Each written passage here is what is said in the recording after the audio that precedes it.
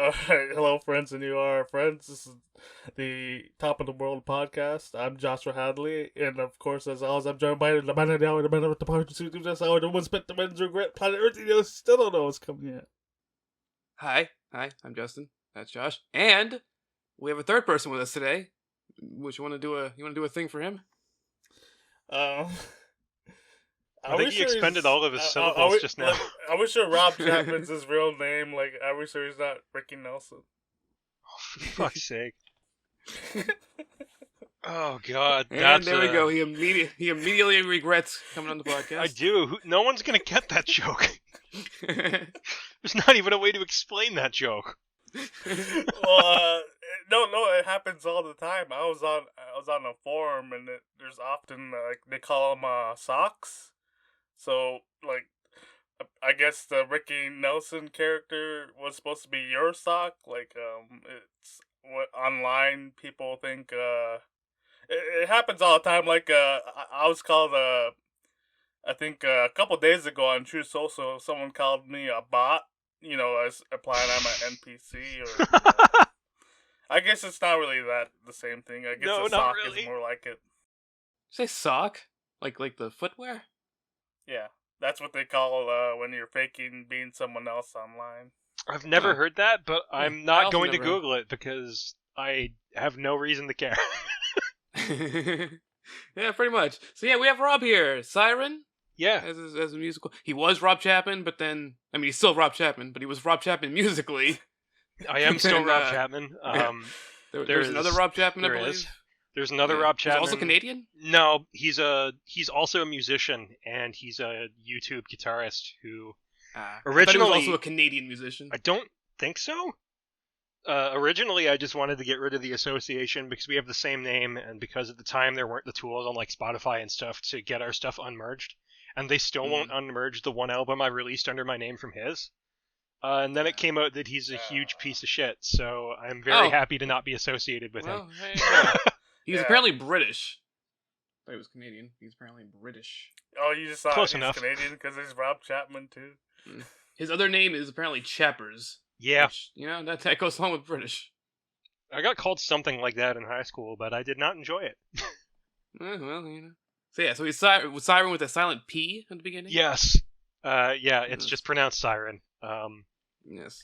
Although one of my favorite all-time things of someone trying to pronounce it is I am a Patreon supporter, or at least was, of Deadlock, which is a wrestling podcast, and they do a thing where they shout out the people who have pledged to them that week, and hearing them stumble over my name for like a solid 30 seconds absolutely sent me.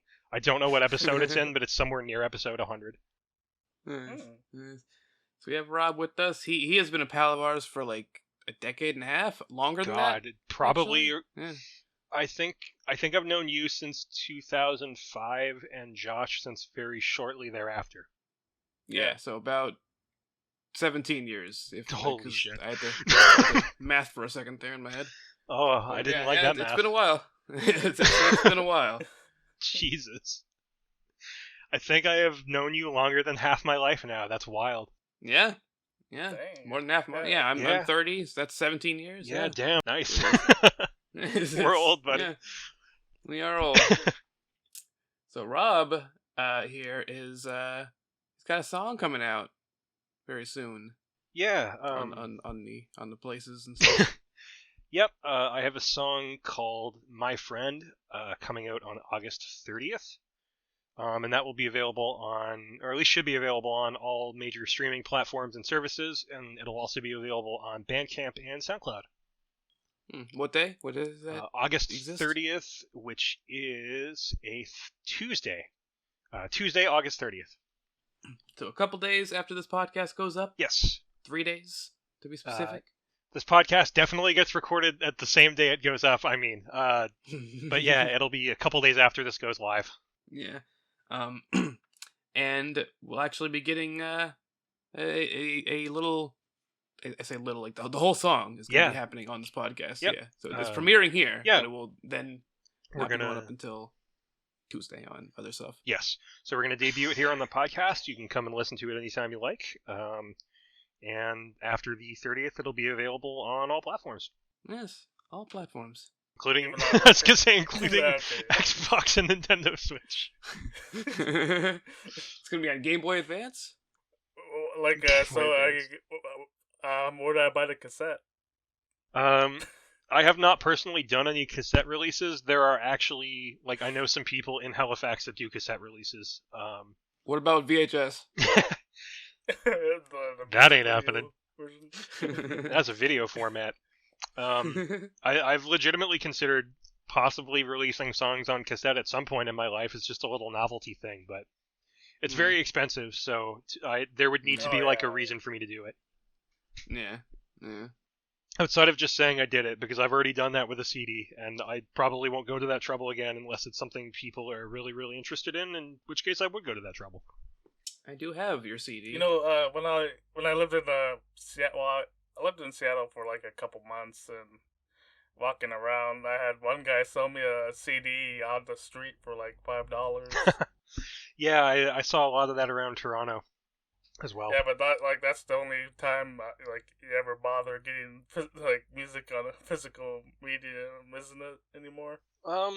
I personally, although I do this a lot less now, I like owning CDs because they're tangible, but at the same time I recognize that it's not a practical collection habit. It literally took me until like 2019 to embrace iTunes as it was dying. I have some. I have like fucking 5 ABBA albums thanks to Moose on CD. Very But good. other than very that, I have 2 Ninja Sex Party cover albums. I got good. Bloodstained Puppets by our other Canadian friend Brett and his band Wash the Garden with Blood. We'll more than likely talk about him a couple times today. Yeah, and Confidence and Paranoia. Hell by yeah. you. That is an album that exists that I Right. made back in 2017. And I have it right. There you go. See, you hear that rubbing against the microphone? That's the album. I don't, but I believe you. You will hold on Discord, but people watching this will hear it.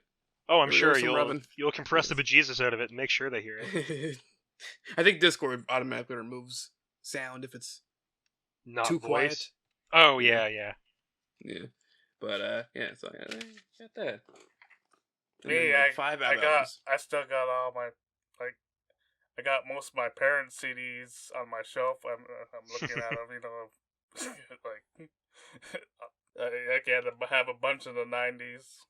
Nice. For some reason, I don't know why, but I still have. I think "Get Rich or Die Trying" by 50 Cent. I think that's the one. And Rihanna's first album, which I got a long time ago, but I still have them somewhere around here. I have a lot of stuff on CD. I didn't for a long time growing up because I was like super poor, so most of our stuff was obtained via the internet. I won't go into how, but if you know, you know. And then I started getting into collecting physical albums when I was in college, and the only reason I didn't go vinyl is because it was so expensive. Yeah. Oh yeah. Oh yeah. It still is, but I feel like it's less expensive now than it was 10 years ago. Cause unless you're getting like a big collector's edition or something, you can get. It's still way more than you pay for a CD, but you can get an album for like $45 as opposed to like 60 or 70. I feel like it's a lot more common now to get vinyl collection. It is, because for a long time it was just like a complete niche thing and no one did it, and then they made a comeback. Yeah. I think like Ninja Sex Party is released. I think vinyl. So. I think they I know released them Starbomb after the did. fact. Yeah. Yeah, I think they really re-released most of them on vinyl like a couple of years ago. I think Starbomb I think was last year they did. Yeah. Because they had like some TWRP Yes. remade tracks. Yes, I still need to hear that album. Like, I have not heard it somehow, and I love everything Twerp does, so Yeah. I need to hit that up at some point. Anywho. Yes. All right. Well, Rob, we might as well talk about you know, we talked our history and joked around about CDs. How'd you get into playing playing music? You know, making music rather. So, I've been actually thinking about this question because I listened to. I listened to the one with Tucker Lucy, another good friend of ours who I've collaborated with. And I remember that question came up, and I've literally been trying to figure out an answer to that question since I listened to that podcast. And like the best way I can think of to answer is that I've been singing since I was like basically old enough to do so, since I was a little kid, and I think I always wanted to write music, but I didn't really have a good grasp on how. My dad was also a singer and a songwriter, and he had like this Yeah. little drum machine, and that was pretty much like he had that and played guitar, and that was pretty much what he had, and he made music out of that somehow, like from home, and it blew my mind as a kid. So I was always interested in it, but I don't think I actually started writing songs until I was in high school. Around 2006, 2007, I started playing with a program called Acoustic and Mixcraft, which I do not endorse anymore, but I used right up until early this year. I think I still technically have a couple sessions for the stuff I'm working on now that are in it that I need to export out of it. The name sounds familiar, and I think it's because of you that it sounds Yeah, familiar. I'm sure we've talked about it before. So Yeah. like Mixcraft is it's a program for it's called a DAW, a digital audio workstation. You can use it for writing MIDI or doing stuff with samples, just anything to do with audio. So when I started out, Yeah. I didn't really know what I was doing, and I just used loops that other people made and made songs out of that. And then I started kind of teaching myself how to use MIDI. And somehow I do not play keyboard, at least not yet. That's actually something I'm going to be learning this year and next year.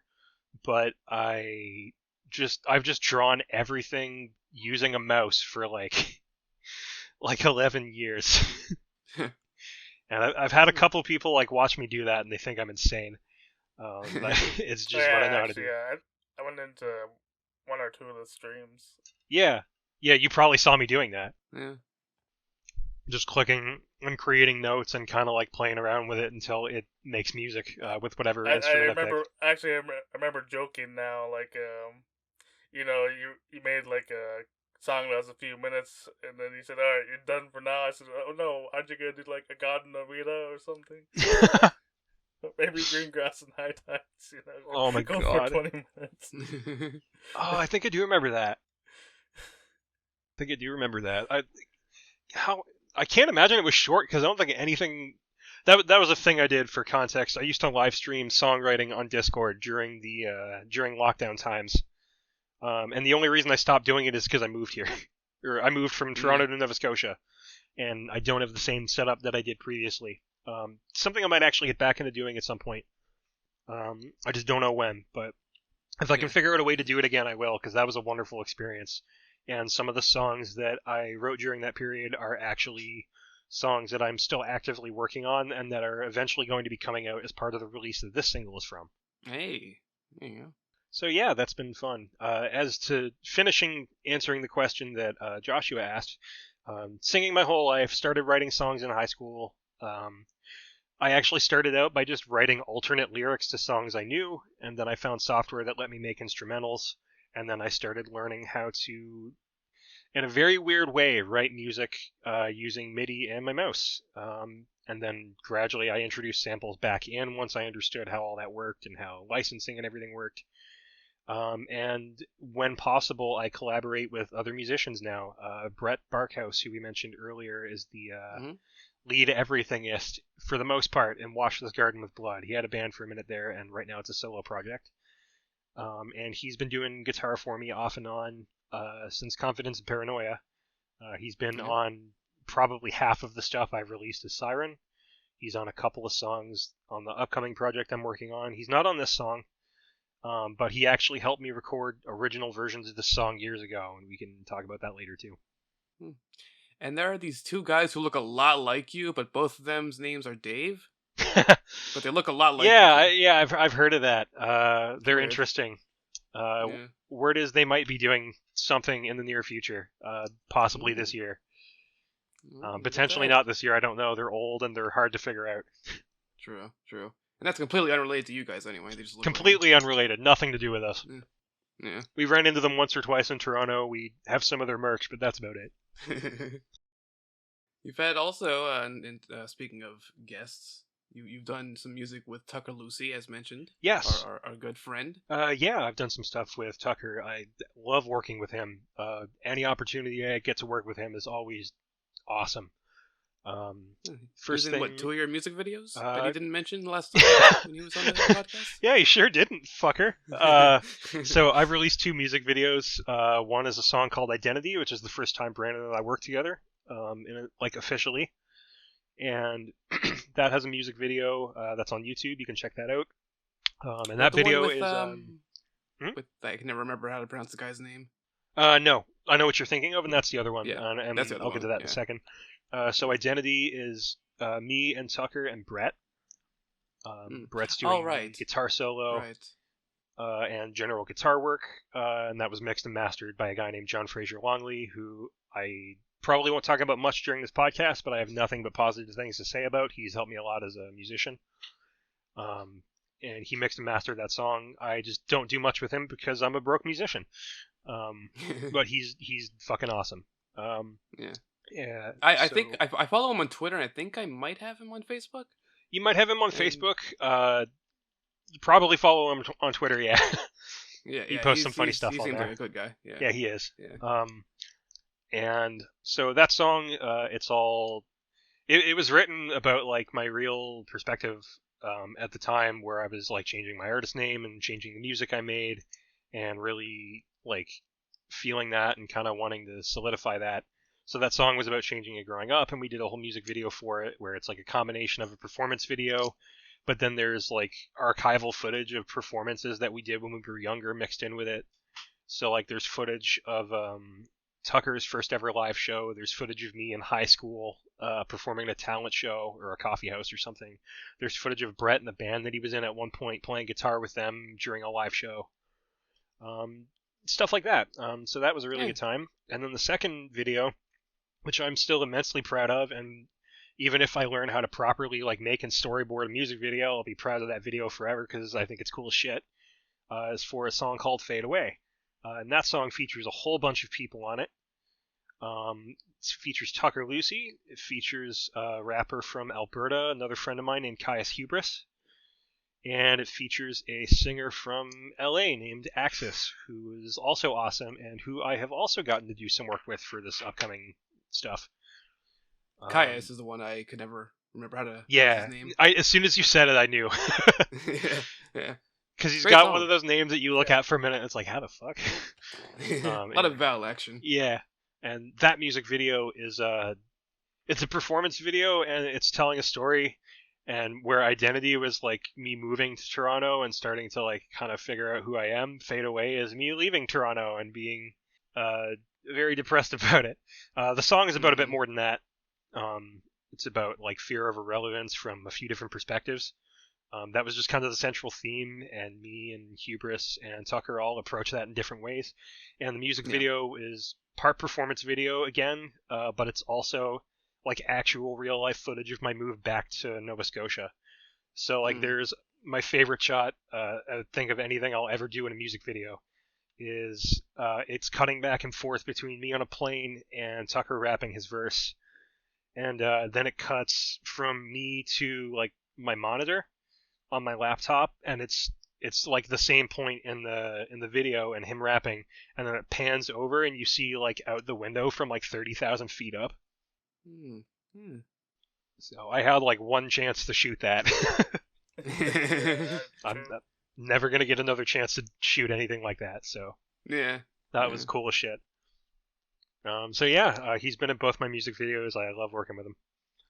And I'm working on a third music video, which is the first one that isn't a song with Tucker. Although he actually does appear in it. You appeared in it too.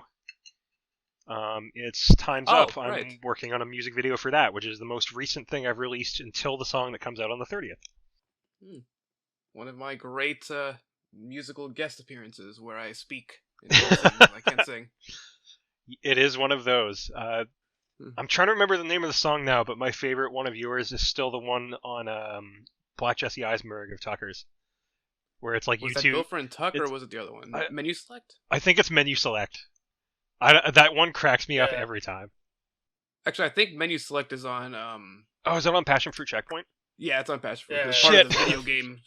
Yeah, Gopher and Tuck's the one that's on the other one. Okay, he's now justified in not mentioning my music videos on the previous podcast because I just forgot what fucking album this song was on. Oh God. I also got to be in one of Brett's songs as Yeah. Snapback Avenue. Is that what it's Oh, called? yeah, that's right. Yep. Yeah. I Where don't it's know just if he wants to talk about that existing, but it certainly exists, and I am a fan. I I got to spent get all real of money on a song called "Hold the Nut." yeah, holding that, which I had to get right up in the fucking microphone, just all the way up in it, just to say hold the nut. Oh, Very good. I'm distorted. glad. I wasn't sure Yeah, which one you appeared on. I'm glad it was that one. it was hold the nut. Yeah, That because the very has end of the song it's just okay. me I super fucking staticky saying it. I thought that was him. That's awesome. That's awesome. Oh, the single art for that cracks me up every time. All right. Yeah, it's great. Yeah, tangents might be a thing. I'm so sorry, Josh. No, that's perfectly fine. I'm just very stream of consciousness. Yeah. So you mentioned this before. You said you recorded this song years before. I want my friend. Why don't you talk about the story behind Yeah. that for a little I bit? talked about that on Twitter as well, but it's cool to get to talk about it on a platform Yeah. like this where people might actually hear it. So I originally wrote that song back around Christmas time, holidays in 2015. I had just visited some friends of mine in Florida. To date, the first and only time I've traveled internationally. In the late spring that year, and we were kind of talking and going back and forth, just kind of talking about how we miss each other. We both had a lot of stuff going on, family related around that point, so we were just kind of, trying to be mutually comforting, just as friends do. Um, and I don't remember. I'm sure there was something specific that was said, but I just remember like really wanting to write something, just kind of like as a thank you slash I'll always be there kind of thing. So the song is called My Friend because that's what it's about. That's what it was written for. About a very very good long distance friend of mine. And when I first wrote it, I had like an acoustic rock kind of piece in mind. I'd been listening to Foo Fighters had a new EP out called Saint Cecilia. They had a song on that called Iron Rooster, and that was a big part of where My Friend came from, kind of in my head as like the starting point. And there's another song called New York Love by a band called the Northern Hues, which is Hey, Dan Avidan's first band. Dan Avidan, yep. At least I think it's his first band. It's his first band that has music that is commercially available in some capacity. Yeah, I haven't been able to find anything else from before that. Yeah, they have one album and they have a handful of songs they've released on MySpace. And back in 2015, I don't think MySpace had been completely erased from existence yet. So I was able to download a few songs off of it. You could log into it. Can you? Oh, I didn't know that. I thought it had been like scrubbed at some point in the last couple of years. I don't know if it still exists. But... No, it's oh, wow. Okay. Well, I don't know if it still exists, but I know that the Northern Hues had a MySpace page where you could download a few songs. I think they had a song called Tightrope and a song called New York Love. So it was New York Love and Iron Rooster kind of was what I wanted to do with that song. And I wrote it when I was at my parents', and then I went back home. And I think like a week or two later, I started writing music for it, and it was drums and MIDI bass and piano. And I sent it off to. First I reached out to an old college classmate of mine, which in 2015 I wasn't far removed from, like maybe a year and a half. And I reached out to an old classmate of mine, a musician who now goes by the name Benjamin Fraser. I think I'm pronouncing that correctly because it's Frazer. And I've been a huge fan of his music ever since we met, basically.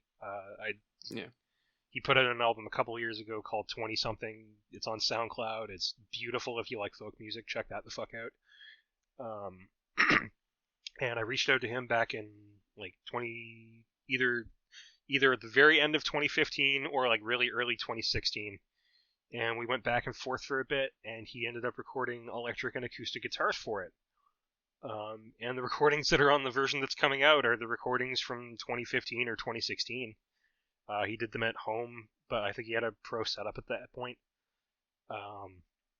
And I didn't sit on it, but I tried for like 2 years straight, over and over, every time I had a recording session, pretty much, unless I was doing something very specific for another project, to get vocals for that song done. And it took me a long time, because every time I would do something, I just wasn't happy with it. Like I knew how I wanted it to sound, and I just can't sing that way. I wanted it to sound like a Foo Fighters song, and I'm not Dave Grohl. So I kept trying to sing it that way for years and years, and then I benched it for a long time because I was never happy with it. And I came back to it in 2018, I want to say, and I reached out to Ben, and it was after I had started making music under the name Psiren. I think I had just put out Identity, which was like my third release or fourth like single release. And we kind of talked about it. Nothing else got recorded, but like I had started to convert it into more of an electronic song, which if you've seen I'm pretty sure you've both heard it because I've sent it to you. At least one of you's heard it. I don't know what your schedule is like, but if you've seen the preview of it that I put up online, it's pretty synth heavy. And I worked on it for a while, and I felt like it was almost there, but I wasn't really sure what I needed to change or what was missing. And I finally revisited it, like, I want to say the beginning of this year, like January. Or maybe last December, but it was like pretty recently compared to how long ago it was written. And I finally figured out what the fuck to do with it. At least musically, it was like the drums were fucking me up and something else that I removed. And then all of a sudden it sounded a million times better. And then I was still struggling with the vocals. But I knew I wanted to put it out on the same like EP. And I'd been working on this EP technically since 2020 because I wrote a bunch of the songs for it when I was still in Toronto. I think I wrote one of the songs way the fuck back in 2018. But I had recorded another song that Axis is on and that Tucker is on that will eventually be coming out. I think it's probably going to be the next one from this EP to get mixed. And I had worked on that, and then I worked on another one that was similar, that was also with Axis, and like I changed up my vocal style on it in a way I don't normally sing, which was kind of like, I think a little bit inspired by like Post Malone and some more modern stuff. And I was like, well, why don't I fucking try that? And it ended up being like the perfect vocal for that song.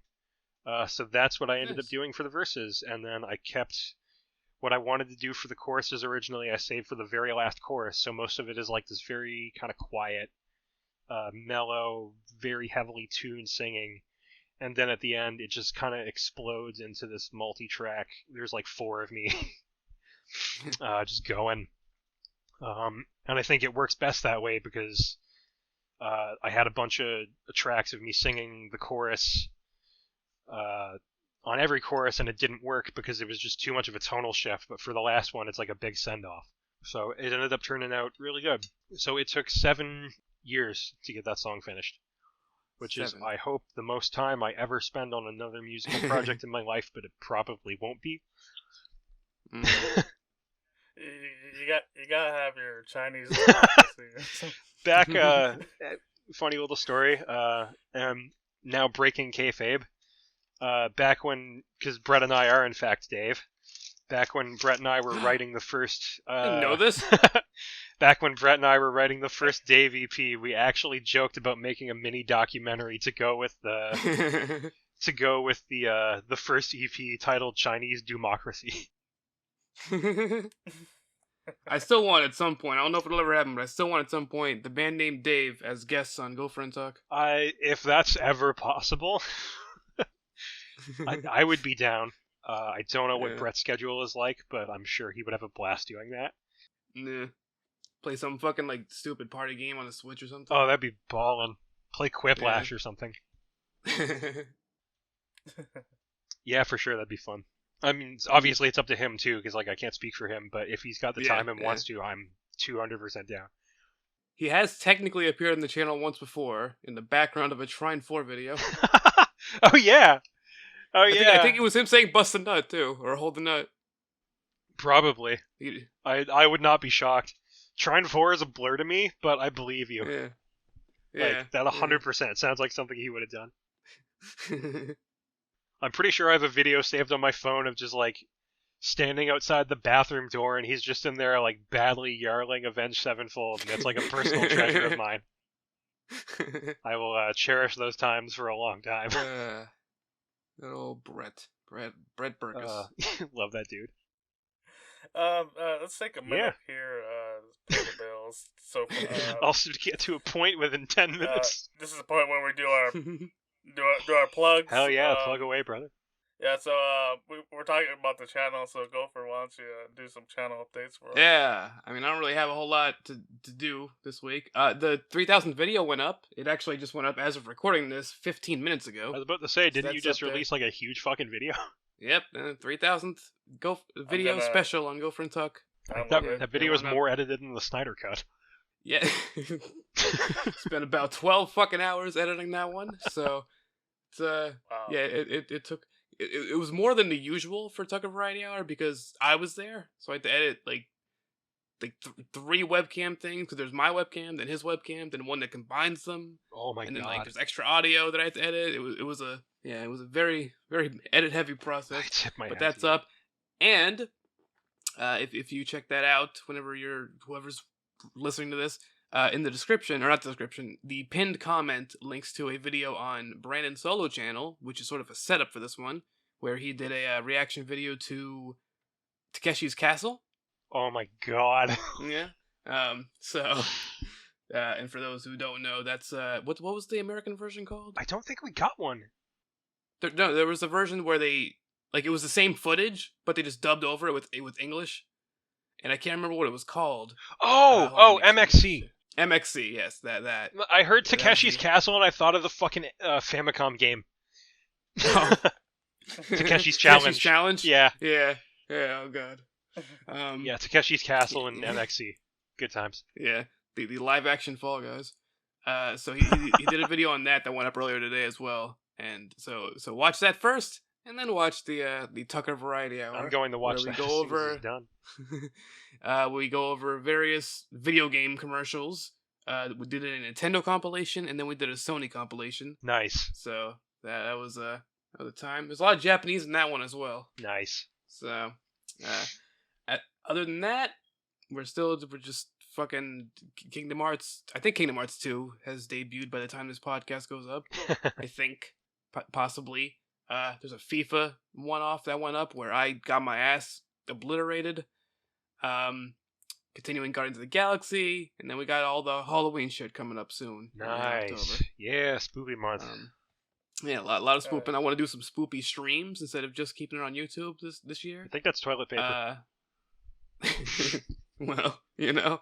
Other than that, I don't think there is, again, I think I mentioned this before, but there, I believe, is going to be a Tucker Variety Hour for October this year, a Halloween special, and possibly a Christmas special as well, which he did last year.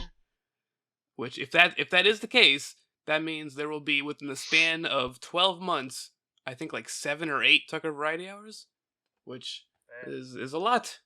I feel for you as an editor. Damn. It's a lot of editing going on for all of those, but you know, they're fun times. And yeah, there's one up now. That's the 3,000th video special for the channel. 3,000 videos. That's, Fuck, man. You know, made it there. Congrats on that. Like, damn. We only had like 500 or 600 videos when it was just Giggity Gopher. Yeah. But then once Brandon joined the channel, we started doing 2 videos a day with some occasional breaks, and now we're at 3,000 and growing. Yeah. It's a lot of stuff. That's wild to me. Now these podcasts. Yeah, there's a podcast as Yeah. well, so there's an extra video each week going up. Yeah. And as for Twitch, we will have already streamed tomorrow as of this episode coming out, so that stream's already done. But on Sunday, tomorrow, as of the episode, we'll be streaming either Monopoly Madness or Wheel of Fortune. Nice. Whichever one we're going to stream one of those on Thursday, fucking whatever day, and then the other one will be streaming on Sunday. So, whichever one of those, they were both added to PlayStation Plus recently this month. So, I feel like that'll be a fun time for us? Question mark. I did a little bit of playing around with the Wheel of Fortune game off stream, just like to unlock some stuff for like character customization and all that. There was one game I did in the span of just one game. I had 5 bankrupts, 4 skip a turns, and then one of the other players had gotten the 2500 one 3 times. And on 2 of those times, she guessed Q. So, fuck you, Vanessa, first of all. And, so we'll be doing some of that. And, yeah. As you do. That's all I got for Gopher Tuck updates, yeah. Let's see. On my end, I took a small break from doing the chess videos. I haven't done a stream in a long time. I probably won't, as long as I got keeping the hours I am. And see, for the most exciting thing, I'm gonna continue playing the chess engines and uploading those videos. Mm-hmm. I just purchased this last night a Fidelity Chess Challenger, the first chess board with an engine in it. You get to see me play that thing. Nice. Hopefully it gives me a stronger challenge than the Atari 2600. We'll see. It's probably a lot cooler novelty than it is as a chess engine. Yeah. But we'll see. So usually we have fan mail from me, but maybe this week we have some fan questions for our guest. Oh boy. Let's see. Let's see what our guests have sent in for Rob to answer here. I'm really. When did you guys post about this? Because I didn't catch that one at all. I think we mentioned that you were going to be on here at some point in time. You know what? I think you actually did legitimately mention it on one of the most recent podcasts. So, well, actually, we mentioned it a couple times. We weren't sure when. We just kept saying that you're going to be on at some point. We mentioned like 2 or 3. For some reason, I listened to 28 and 30, and I think it was on both of those. I don't know why I didn't listen to 29. Alright, you're gonna have to give me a minute. I'm opening. Let's before we get to questions. I got one question I'd like answered. So, how'd you come up with the name Psiren? Yeah, I can talk about that. So this is kind of silly. It's actually a bit of a fandom thing. I grew up watching a show called Red Dwarf, which is a British sci-fi comedy show. And, I've heard of it. Yeah, I've probably mentioned it, and I'm sure you've seen it around because it had a bit of a resurgence in like 2000. I'd have to look that up, but yeah, they basically came back from the dead after a really long time and shot a season which did well, and then 2 more seasons and a movie. But I've been a big fan of the show. I grew up with it, was watching it when I was a little kid. PBS used to air some BBC stuff, so that's how I saw it. Yeah. And watched that with like my parents and my siblings. And Psiren actually comes from an episode of the show called Sirens, which is spelled that way. When I was younger, or not when I was younger, when I was starting out, I had an instrumental on every one of my albums, or tried to have an instrumental on every one of my albums, named after a different episode of the show. Interesting. So I've got a few songs that follow that. There's Beyond a Joke, Father and Sons. The album Confidence and Paranoia is named after a really interesting episode of that show, and there's another song on there which I added later because that weird revisionist history thing. I decided to give a song a subtitle. The song Side Effects ended up with the subtitle Better Than Life, which is another episode of Red Dwarf. So yeah, that's where that came from. Just an appreciation for that show, and maybe there's 4 or 5 people out there in the world who might see my name somewhere and get the reference. Yeah. So just to give them a second to have a chuckle, basically. There you go. To just keep appreciating that show because it definitely helped develop my sense of humor. I still do stuff that references that show. I play a tabletop RPG called Starfinder, and the character I play is based on the main character from Red Dwarf. So, nice. All right, Josh, have you found the questions that you are finding? Well, there was there was my question, and now we got the fan Bring 'em question. Yes, in. the fan questions.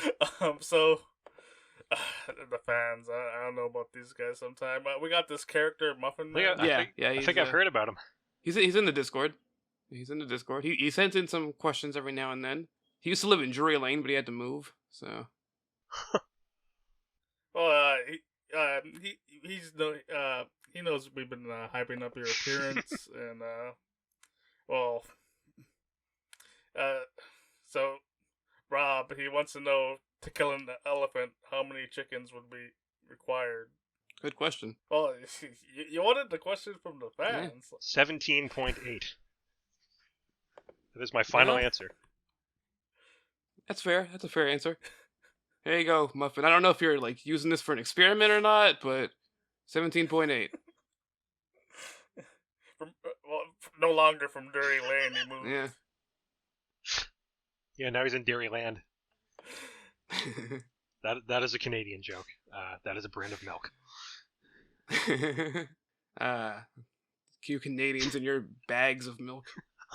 This is from Harold in Vietnam. Huh. Good morning. Hi, Harold. Dear Gopher, I've been locked in here since the war. Can you get someone to help, please? I don't. I know we're gonna ask this question to Rob. Okay. I don't know that I know anyone out that way, but well, I'll call 911. I See if they can get somebody on the horn. won't do anything. It seems like a lot of effort. Sorry, Oh, 811. I'll call 811. There you go. So he's got a question for Rob. All right. He knows he's a pro wrestling fan, and he just doesn't understand something. So he's asking, why do you think a boxing ring is square? Like they call it the squared circle. I have genuinely never thought about that question before. I know the answer. He's asking. That's hilarious. I've never thought about that before, and now I'm legitimately fascinated. I don't know. Oh. What's the answer, Moose? What is it? So the circle is, it's back in the carnival days. You had to wrestle, or even like if you watch amateur wrestling, they wrestle Yep. the circle. Like sumo wrestling as well? But, Yeah. Yeah, but now, in professional wrestling, you do it in like a thing that looks like a boxing ring, so they call it the squared circle. That actually makes Oh. sense. Yeah. That makes a lot of sense. Interesting. Yeah. Because I imagine the boxing ring adds like a big air, or at least in that era added a big air of professionalism. Yeah. Thank you for the There you history go, lesson. I hope my non-answer was helpful there, Harry. Yeah. Yeah. Well, I think he's more concerned about Gopher. What's Gopher gonna do about him? Yeah, I'm sorry about that, Harold, but I pass. Thanks for supporting the channel, though. We'll pass the message along to Tuck. Maybe he can get something done. Yeah. Tuck's the guy who's able to. He's the guy get with all the things done. contacts. Yeah, he knows the guy. He knows a lot of guys in Black Castles. Yeah, This is true. Yeah, true. See, this is from Hank in South Africa. Oh, I was really hoping you were gonna say Hank from Arlen. So did I. But Well, nothing no, against Hank from South Africa. I don't think we got any listeners there. Hank from South Africa. Dear Rob, I'm just wondering, you have to be asked this all the time. Who's your favorite artist? Oh God. Yeah. I don't know if I have an all-time. Are you referring to like artist or musician artist? Well, If he just says artist, he just says artist. I didn't ask the question. It's him. Yeah, I assume he means musician. Yeah. Yeah. That's a hard question. Give me just a moment though, because I did one of those things a little while ago. That's like the rank your top 100 albums. And I'm just doing this as basically an accessibility aid. I got diagnosed with ADHD recently, and my memory actually does some really weird things. Yeah, okay, this tracks. I don't know if I can say for sure that I have like an all-time favorite definitive artist. But the artist I have appreciated the most over the years, and whose music I have purchased and supported the most, would be the band Linkin Park. I'm in a bit of a weird place with that now emotionally because I'm not really a big fan of some of the stuff Mike Shinoda's about, but at least he's kind of a class act about it, more or less. Not into what he's into, which is the whole NFT thing. Yeah. Don't really have good opinions on that, but like the stuff that he and Chester and Joe, Mike, Brad, or that's Mike twice, but all of them created. Dave is who I was thinking of. I've been listening to that music since early 2000s. I want to say around 2004 is when I first heard them. And I kind of felt like I was growing up with all of their music, and like a lot of it reflected stuff I was going through in my life. And was a really nice analog to my experiences. So I would probably say that they're my favorite, the closest thing I have to a favorite all-time band. There's a lot of other artists in that space, Counting Crows, Abandoned Pools, Radiohead, Torque even. But Linkin Park is kind of like just edging the top of that list. Nice. For me, right, it would be hard as well to try to narrow it down, but I'd probably say Daniel Avidan, like as a whole, because he's done a whole bunch of different projects. Absolutely. But like obviously Ninja way Sex up Party, Sky Hill, Star Bomb, yeah. Northern Hues, as you mentioned. Yeah. All of his solo stuff, his features on other people's things. For sure. He would probably be high up there for me. Yeah, 100%. And you throw in people like The Weeknd, Poppy. Yeah. Poppy and Danny are two of the only artists I've seen live. Shit. I've still not been fortunate enough to see Danny live. Yeah, I've seen Ninja Sex Party live in 2018, and I saw Poppy live earlier this year. Hell yeah. For sure. A record that he's been on is also in my top 10, and another record that he's been on is in it's up there as well, the Sky Hill album. I'm still anxiously waiting for more Sky Hill. You fuckers. He did mention it. He did mention it recently on Game Grumps that he's working on something. Yeah, I heard about that. I'm excited. They've been working on something for years now. Yeah, I am also very excited for that. In 2020, they announced they were working on stuff, and then they just kind of vanished again, as they do. Shadow Academy, something I forgot to mention with Danny. Shadow Academy. So Shadow Academy's great. I won't use this podcast to rip on it, but I had a terrible experience pre-ordering that album. But the album itself is fantastic. Yeah. What about you, Moose? For old stuff, I really like Hawkwind's music coming out now. I mean, I know ABBA just did their new fucking knew album. he was going to mention really ABBA. Happy that it was I'm really happy that wasn't terrible. I had no clue they had a new album. Yeah, I haven't heard it yet, but it was really recent. I've actually been meaning to listen to it. Just again, ADHD brain, busy as hell. Haven't remembered, but it's on my radar. Surprised Moose hasn't already sent me the CD. How is it, out of curiosity? Like, no, I'll get you the vinyl. Because I'm just curious, like what you were expecting versus what it is, and kind of how you feel about that. I mean, it's. I don't think it's their best album, but it's not like say like the Who's last album, to compare two great bands. I get that.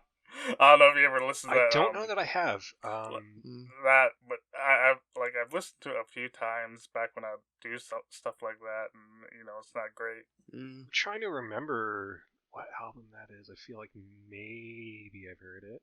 I haven't listened to albums much.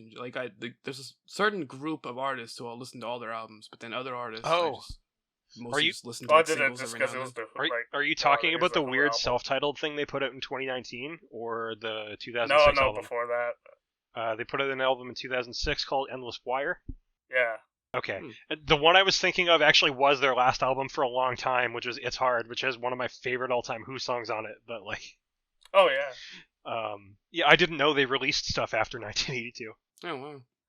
Well, it's kind of like Ric Flair's last match. He doesn't wrestle in 10 years. And that killed me. It's like, you had your last match already, twice. How did you come back and manage to have a worse match than your entire TNA run? God. So yeah, I'm happy.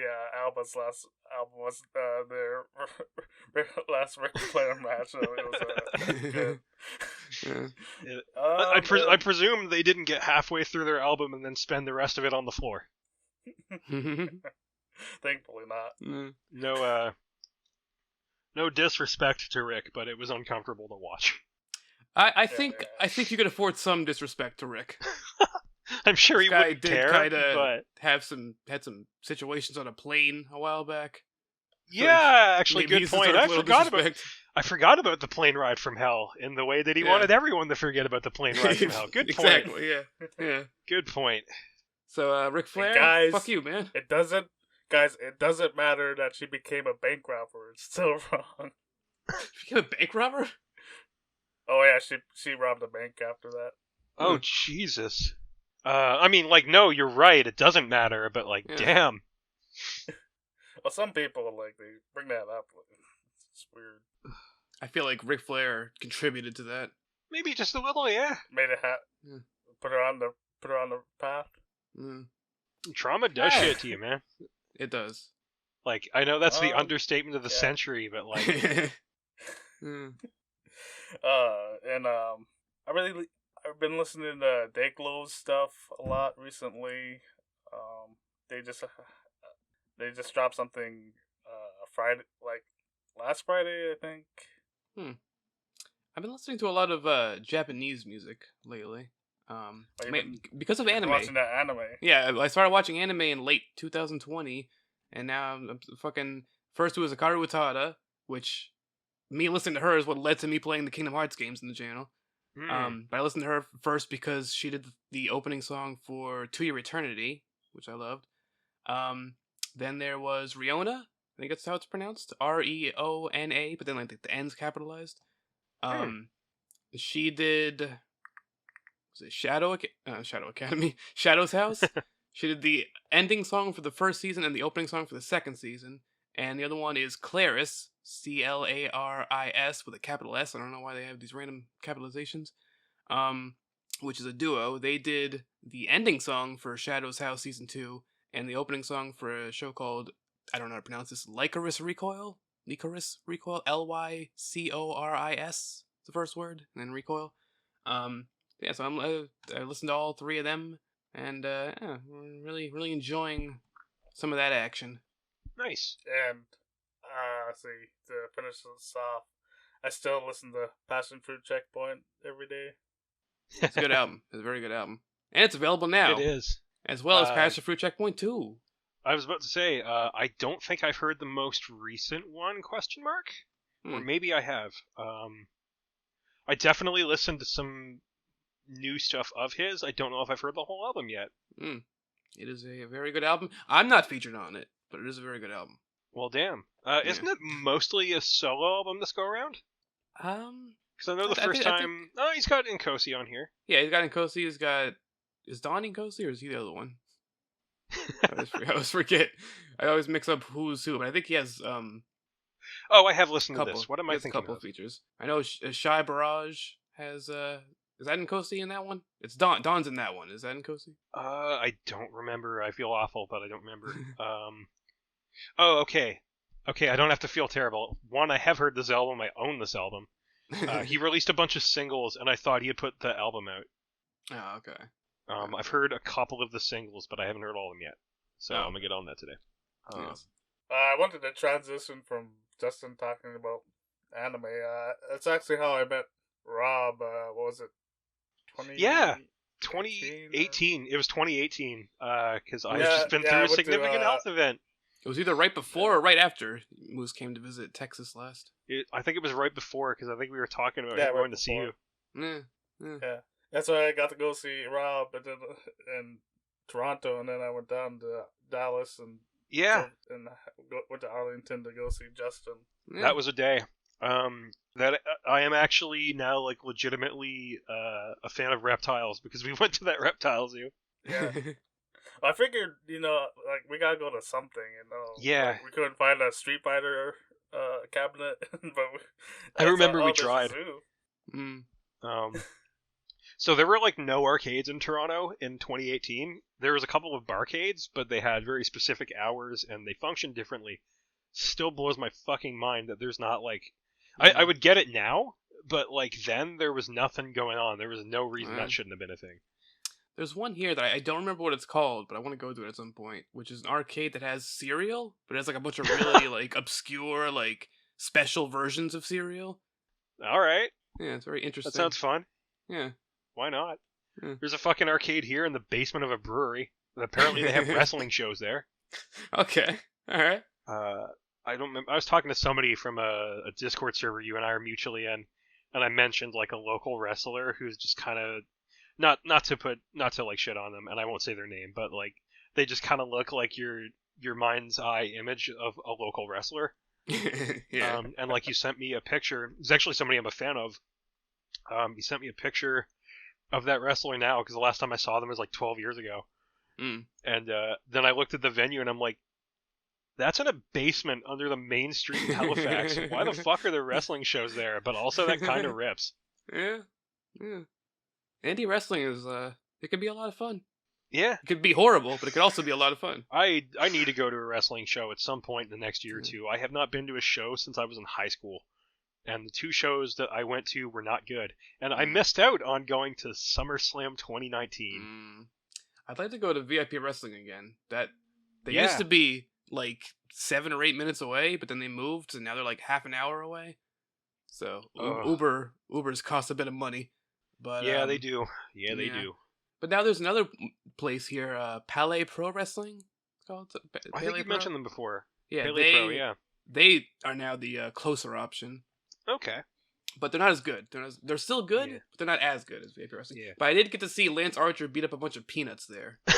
so there's that. There is wrestling in the Canadian Maritimes. It used to be like a big thing, I think, back in the 80s and 90s. There's not much of it now. There wasn't really any of it going on in the 2000s or the 2010s. There's like one promotion, maybe two. And now there's a few around here, but they all do shows at the same arena, and it's super far away. And it's also a super sketchy neighborhood that is super far away. So I have not been the one in a long time. I'm like I said, I passed up the opportunity to see fucking SummerSlam 2019 where the Fiend debuted. And the associated takeover because I was boycotting WWE and. Well, you never went to the free TNA shows, or so even the ones they paid you to go to. I actually wanted to do that, but I didn't hear about it. I think I heard about it from you when we met up, and I was like, "Wait, that was a fucking thing," which is still the funniest shit to me. And then they had shows. Impact had shows at the Rebel nightclub in Toronto. I found out about them 2 days before they happened when I was scheduled to work. So that was not a thing. I really wanted to go to the Ring of Honor New Japan show that was there as well, but I missed that as well. It just didn't work out. Yeah. There's a local company there called Smash Wrestling that I wanted to see too, and just never worked out. My most recent was WrestleMania week this year. I didn't go to WrestleMania this time because fuck all that noise, but too much money, too many people. I had the longest day of wrestling I've ever experienced in my life, where I watched 5 shows at the same venue in the same day. Jesus. And then I got tickets to 2 other shows the following day, but I missed the first one because I felt sick. But then I ended up going to sleep. But I woke up when there was like maybe half an hour left in the show, so I got a shower, got dressed, I went, and I got there towards the end of the main event of that one, and then I got to watch the following show, which I'm glad I got to see because I got to see Suzuki live. Remember Suzuki? Nice. Hell yeah. Really cool. So you basically just had to do a Crockett Cup. But the show before that though it was 5 shows, so 15 hours in a row. I don't think I physically have the ability to sit through that much wrestling anymore. I think I exhausted any ability like that I had in 2019 when I decided to try and marathon the G1. And never doing that again. It was certainly an experience. I enjoyed it, but it was definitely very tiring. I might have gotten COVID from it. I'm not sure because I they had a test, but it was one of those like at home tests. So I don't know Yeah. how accurate they are, but it said I didn't have it. But Yeah. I got something though. But fortunately, what I got had went away by like a week from then, because a little Yeah. over after a week I had to go to the Poppy concert. Oh, And, yeah. So I thought for a bit I might not be able to go to that because of possibly COVID. Yeah. But Like, I did how get to sick go. did you get? It was pretty bad for like 2 days, and then it Yeah. started to let up. But I know I had like a really sore throat. Okay, all right. I'll just tell this while he's handling that. Yeah, you had a sore throat. Yeah, I had a sore throat. Sorry about that. Somebody's phone was going off and they couldn't hear you. Oh, okay. All right. Sore throat. Some stomach pain. I don't really remember in full what I Yeah. was dealing with exactly, but I do know that like one of the worst parts was the sore throat because it was like really, really bad. I've heard And that. It's I think different for everybody too. Like, Yeah, I think me and Moose still did the podcast that week, I believe. damn, dude. And so like you could like hear my voice was all off during that. I did a Gopher and Tuck session as well that week, a recording and My a stream, guy. and yeah. That was when I was starting to feel better, but it was still Okay. like I was still like my throat was still a little fucked though. Like, you do not need to have an Iron Man match with COVID for your YouTube channel. Like, you've earned Yeah. rest. Yeah. You're putting out your 3000th fucking video. I think you're doing okay. Yeah. But yeah, so fortunately I felt fine by the time the Poppy concert happened. That's good. And I got to go there and do a really bad version of the Triple H pose with her. Fuck yeah. Oh Yeah, I also experienced COVID not very long ago, and I'm not sure. I might have had it twice. yeah. Oh, yeah. Our friend. Oh, go ahead. I was just gonna say our friend Razor. Those Yeah. of you who know him currently is on his second or third. He said it might be his third bout with COVID. Oh, yeah, buddy. it's his second confirmed count with thing with COVID, but he said he might have had it like way before, but he couldn't get tested at the time. Damn, get well soon, Razor. Yeah, he is vaccinated this time. He wasn't vaccinated when he had it before. This time he is vaccinated, so it's hopefully not going to be hitting him as bad. Yeah, I hope he's doing all right. And I know Moose had it as well. Fuck. Yeah, I don't like saying it's unavoidable, but it's basically unavoidable if you live in a place like Canada or the U.S. because we just don't care as a country. Yeah. And I'm sure it's the same there. Just like, no, business as usual, get to work. Yep. You had it twice as well? I might have. I don't know. The first time, one of my roommates works. I won't say where they work or like their name or anything, but they work in a kitchen. And they got it from somebody basically being an asshole and coming in when they were already sick. And as a result, I was in the room when they tested positive. I've been hanging out with them for like 3 days. And I was like really, really on edge about it. And I tested and it came up negative. So like I called in the work and they're like, no, you got to come in. If you're not testing positive, you got to come in because unfortunately there's no like, you can't use it as a thing anymore. There's no policy on it anymore because the province doesn't have a COVID policy anymore. So it's not enforceable. So like I came in, I did what I had to do, and then I left as soon as I could possibly leave. And I didn't come back. I told them I wasn't feeling well because I wasn't. And I got like what felt like a really minor cold, but it was persistent for like a week and a half. Yeah.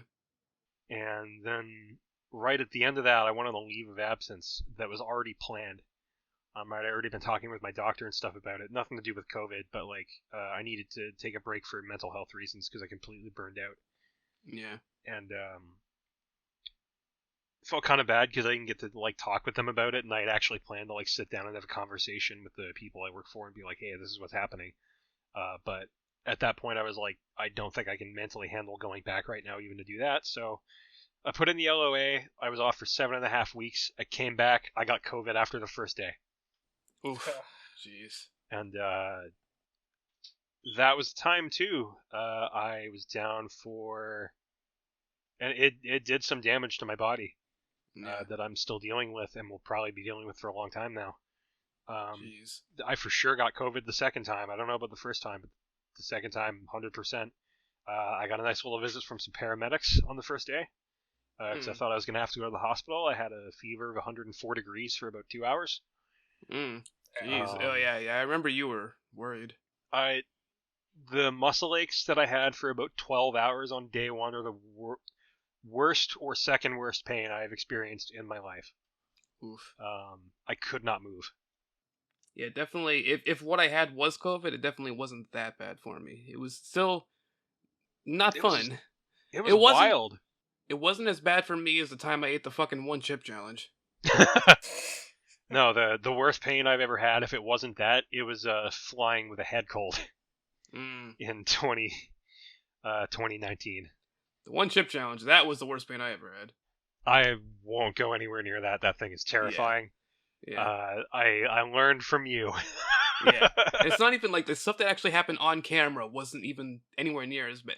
It's the fucking puking that I did hours later. Oh. It was... Oh, buddy. That hurt. It hurt so much. But, yeah. I won views, so... Yeah. Don't fly with a head cold, ladies and gentlemen, or any kind of a sinus congestion headache. It felt like my eyeballs were going to explode. Oof. Jeez. Is the only time in my life... Actually, that's not true, because I experienced this when I had the muscle aches from COVID. It's one of only 2 times in my life I genuinely thought I was going to die because I was in so much pain. And all I remember is that I rubbed my temples so much for the last hour of the flight that the skin was raw, and that my ears behaved super fucked up when I got off the plane, and I couldn't hear out of one of them for the rest of the day. God. And then when I went to sleep and woke up, I felt completely fine. Well, yeah, at least it was that. My body was like, reset button now. I've flown twice, both in the same day. Like, there was a stop in the middle. And that's the only time I've ever flown. All I had was my ears popped a couple times. Yeah, and I normally get that on flights too. Yeah. Yeah, that was not a good time. COVID was like, the worst part of it lasted for about 12 hours. Paramedics came to see me. I didn't end up going to the hospital because there was some basic stuff I hadn't done, and they wanted me to try it first before I went to the hospital so that the hospital wouldn't see that I hadn't done those things, and just send me home with a Tylenol. So, like, I did what I needed to do. I hadn't been able to move all day. I hadn't taken Tylenol. I wasn't even sure until, like, halfway through the day if I could. Yeah. We mentioned I had a health event in 2018 shortly before Moose and I got to meet in person. And, I had, like, a TIA, which is a mini stroke. Which, that was a thing. I'm just on a aspirin as a blood thinner, but, like, I can't take ibuprofen, and I can't take, I have to be really careful if I take Tylenol or cold medications that have acetaminophen in them, because it can interact with my aspirin and make my blood too thin. So that was a call to just a registered nurse when I had COVID, be like, hey, can I do this? Because my specialist, like, 3 years ago, didn't really tell me shit. So I can, in fact, do that, and I have been pretty much ever since then, but I took Tylenol and I drank something insane, like 48 ounces of water in like 2 hours. It's a lot of water. And then within like 2.5, 3 hours, I was like able to move again and able to do most things. And then I think within 2 days, I was just functional, but with a shitty cold for like another week. And then I was fine, and then I went back to work. There you go. It's been a fucking... You know? That wasn't even very long ago. That was like 3 weeks ago? Yeah. A month ago? Like 3 weeks ago is when I went back to work, so like a month ago? Long story short, COVID sucks. Yeah. COVID sucks. Long story short should not be the title of this podcast, because I think I'm only physically capable of long story. Mark story short. He's my height, right? I don't even know how to respond to that. Fucking Americans will use anything to avoid the metric system. Exactly. Measure your height in fucking stories now? Well, guys, it's been an hour. Oh my god. Yeah. I think let's I'll do my plugs here. Still gotta play the song. Yeah, let's say we still gotta play the song. Do you want to do the plugs and then the song? Yeah, do the plugs. We can like close on it or something. The song. Yeah. Yeah. I'm Josh Hadley on YouTube. Twitter is @Josh J Hadley. I'm playing chess engines if you want to check that out. have to find a better editing program. But I'll What are make you the channel better as we go along. What are you using these days? I just started, so I was using Outplayed, and then Okay. the program won't let me trim or make some Every, sports video, so I'm gonna use Movie Maker.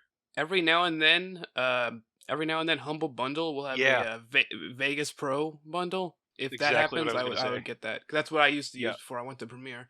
They, But yeah, it's you can get it for like $15, $25, something like that when they do yeah, that. it's super cheap. Yeah. That's Yeah, how I well, got it as well. Yeah, guys. If you check out my channel, I'll probably get a program like that. And, Yeah. yeah, it'll be more professional. Yeah. And I of course am Gopher and Tuck on Twitter, YouTube. I mean, you're already on the YouTube probably if you're listening to this. Twitter, Twitch, Gopher and Tuck. I think I'm Gopher and Tuck on Instagram as well, possibly. I think you Gopher are. and Tuck. It's Gopher and Tuck. Anywhere I don't use Gopher and Tuck, I use Gopher Sans Tuck, but I don't know how many places that's at. So, and Rob? So you can find me on YouTube by looking up. I'm actually going to confirm you can even search my name and have it work, but because YouTube is just one of those places. Yeah, if you search Psiren, I'm the first thing that comes up somehow. Nice. And on all other social media, my username is @PsirenOfficial, or if it's Facebook, it's facebook.com/PsirenOfficial. Okay. And And now, that's spelled Psiren. yeah, silent Yeah, P at the beginning. PSIREN, and then official, OFFICIAL. Yes. And all right, let's hear this new song. So World premiere. I will. Real quick, I got to do a thing. Okay. Because I almost forgot until we mentioned this. Moose was talking about me appearing on a future episode a couple episodes back, and said I was going to talk about dropping a whole new album, and that is not the case. Yeah, it's just a single. No, it's okay. I wanted to address it because it's like a thing. I thought that was the case, but I wasn't sure, and I didn't want to call it out because it wasn't. So I don't want to be wrong about that. I will try to do this in as few words as possible so we can get to the song and have a good rest of our day.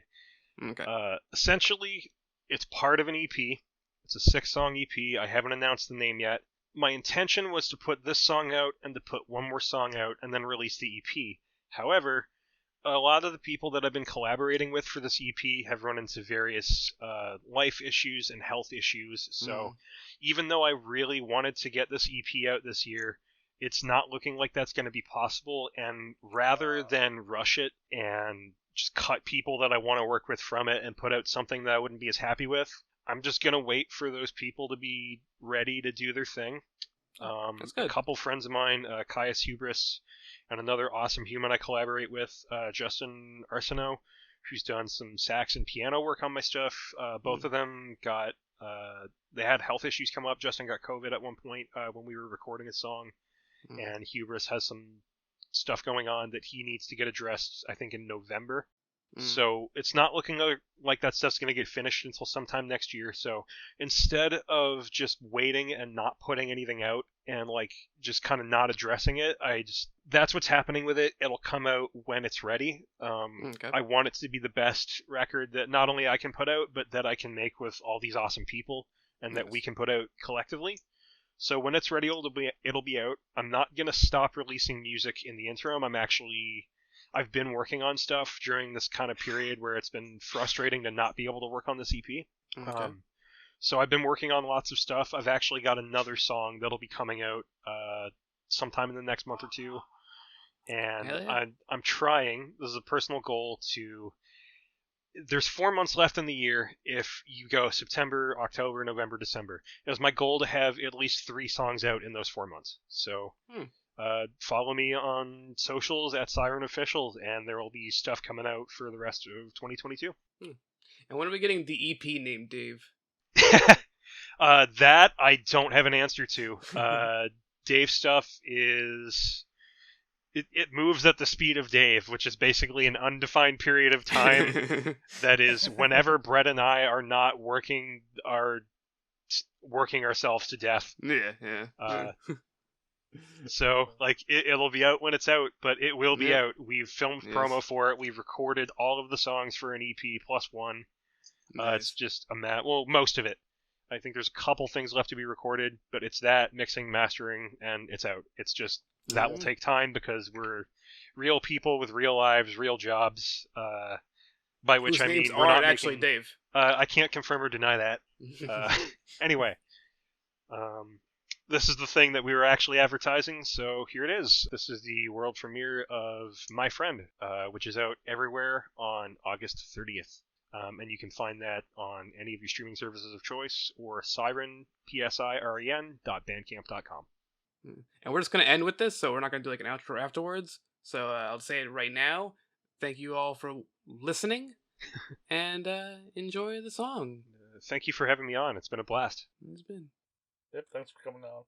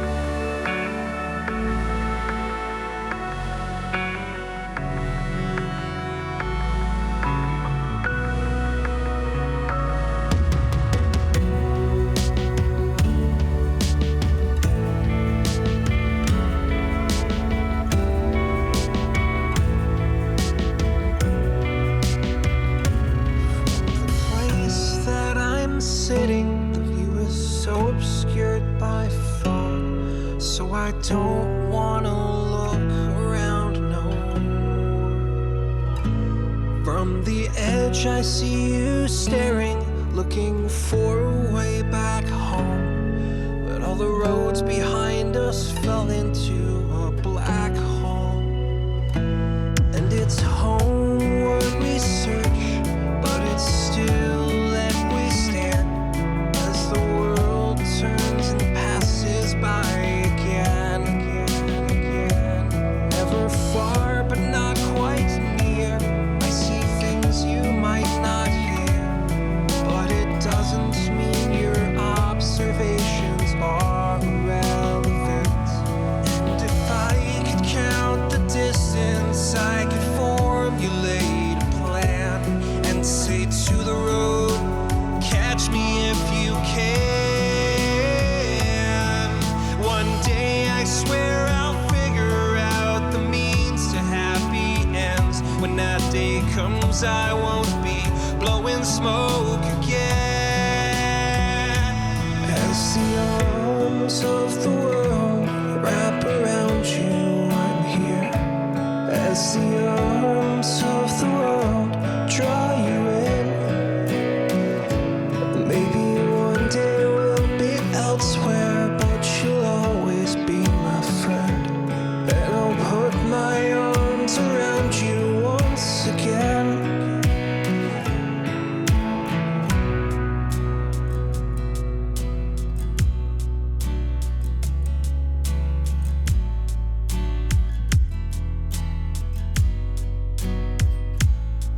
In silence, I'm sitting, just trying to make my way as I stumble over beaten paths again.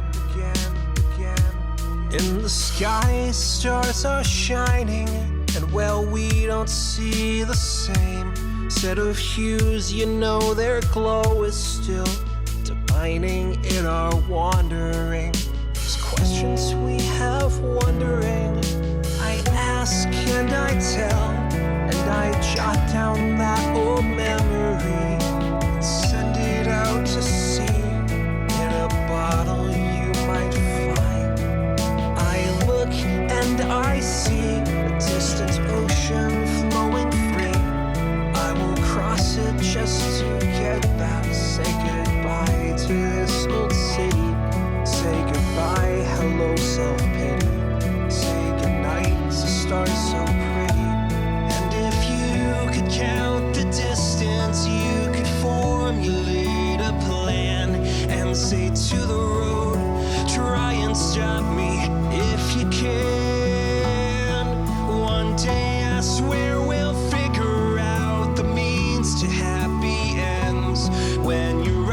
just like the sun. I'll meet you back at home, my friend.